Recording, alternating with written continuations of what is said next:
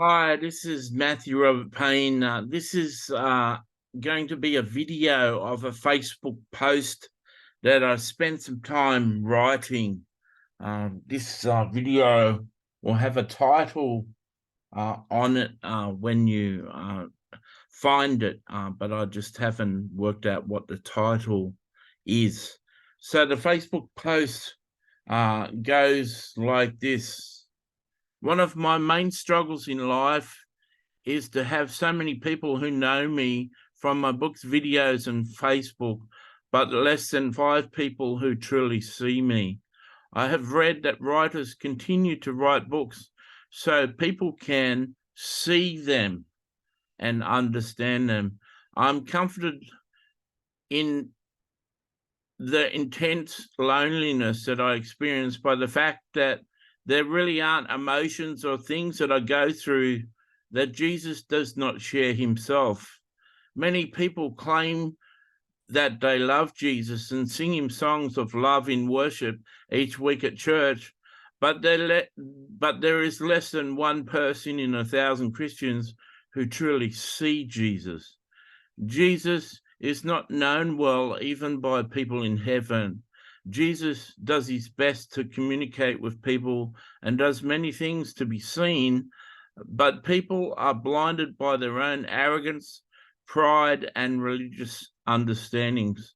I get so upset that tens of thousands of people have read a book I wrote, but I can count my friends on one hand.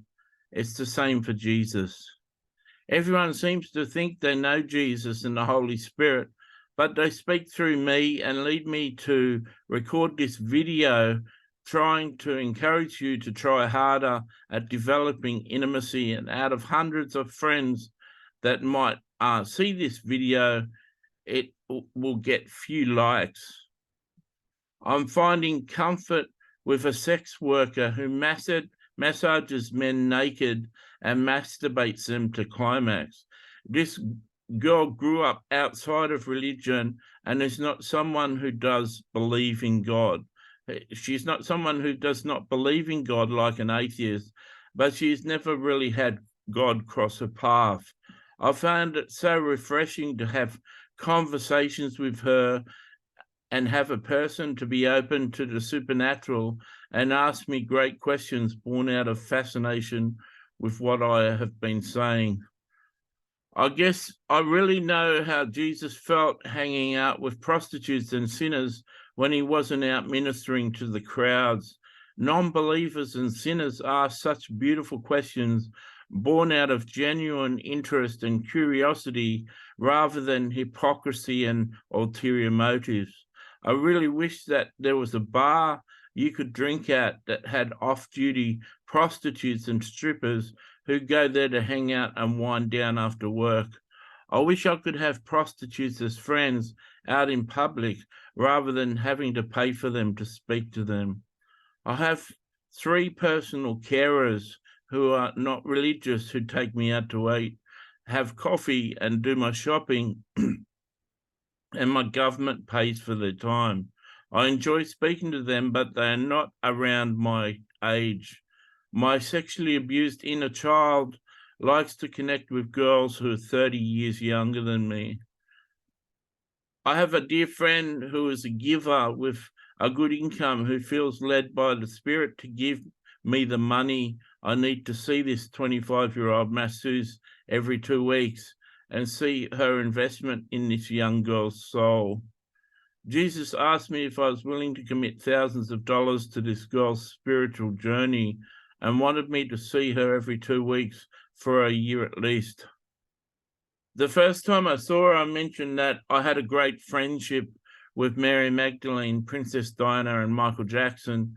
She didn't think I was crazy or a loon, but asked questions about how I first met them, how I could speak to them, and how I felt to have such important people speaking to me. At the end of the first massage, she told me it was a joy meeting me and that I was fascinating to talk to. Last night, when the massage first started, she asked me if I'd been talking to my aforementioned friends much in the past 2 weeks and what they had been saying to me. I answered her questions and asked if she'd like Michael Jackson to speak to her. She said that would be great, so I shared with her how to hear from him and how he would speak to her, and asked her to ask him 3 times what was one of her character traits that he admired. She had doubts that he would speak to her or that she was worthy, and I helped her with her process, and 3 times he managed to hear what he said about her. The things he shared about her blessed her, and how and when he shared the last one, honesty as something that he admired in her, we had a 20-minute discussion about how most people say they want honesty in their partners and friends, but how few of them really want people to be honest with them. I had her ask Michael how heaven was for him, and he gave her a deep and insightful answer that resonated with me and her.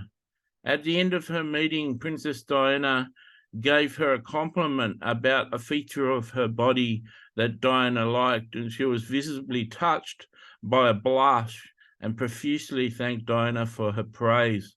I said the same thing. I had said the same thing the first week, but the cheeky way Diana said it through me touched her deeply, coming from a woman of such style and grace. I could coach people how to hear from heaven and interact with the supernatural, but very few people of the thousands of people who've read my books over the years have ever asked me to help them.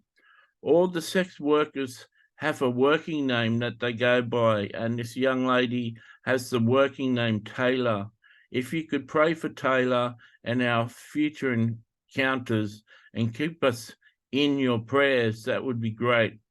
Simply like this video or write a comment if you're willing to take this girl's life to prayer. I've had an addiction to sex workers for 39 years, and this young lady is fast becoming my favorite one. In conclusion, Taylor seems to see me. God bless you. If you are touched by this video, please like the video. Make a comment on the video if you want to be rude to me or you want to encourage me.